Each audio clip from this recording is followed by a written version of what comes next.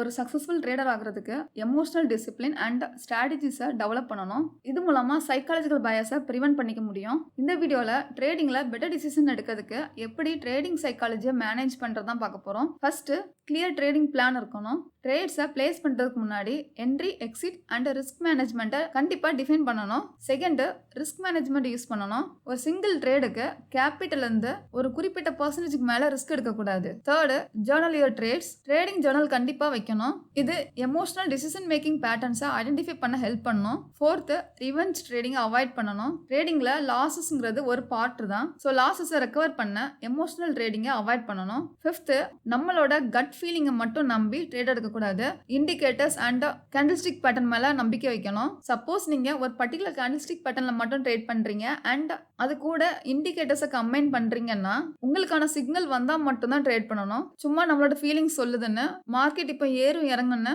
Guess பண்ணி trade எடுக்கக்கூடாது.